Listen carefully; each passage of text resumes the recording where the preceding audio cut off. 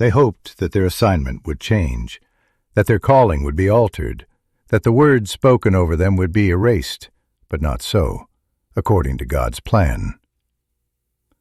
In the quiet descent, Micah had served quietly, faithfully. For years he followed the call. A pastor in a town that never grew, preaching sermons that often felt like seeds cast on stone. He watched others rise, louder voices, larger crowds, bigger ministries, but not him.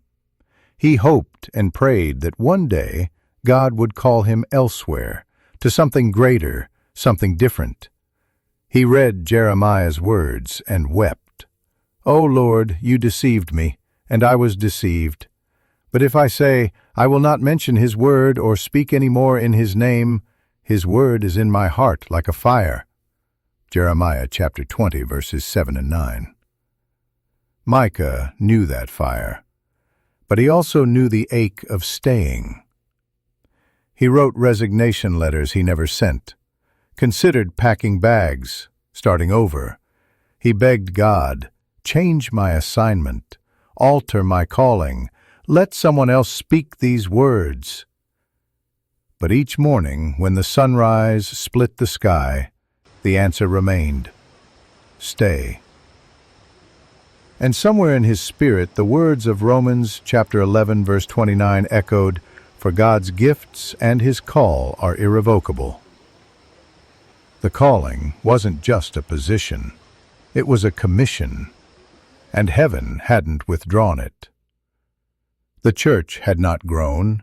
His name had never been written in lights. But the lives, they were different. He just hadn't seen it.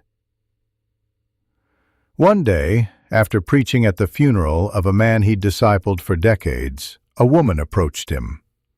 "Pastor Micah," she said through tears, "you don't know me, but my father, the man you buried today, he came to Christ because of you. And now I walk with Jesus, and so do my children." She took his hand and said something he never forgot. "If you hadn't stayed in your assignment, 3 generations would be lost." Micah stood still, overwhelmed. He had longed to erase the words God had given him. But God had written those words in the ink of eternity. Mamast Micah realized the measure of faithfulness was never fruit visible to man, but obedience visible to heaven. Not every calling leads to crowds. Some lead to corners of the world where heaven rejoices quietly. He remembered the story of Jonah, a man who ran from his assignment, but Micah had stayed. And though the results weren't glamorous, they were eternal. Hebrews chapter 6, verse 10 came alive.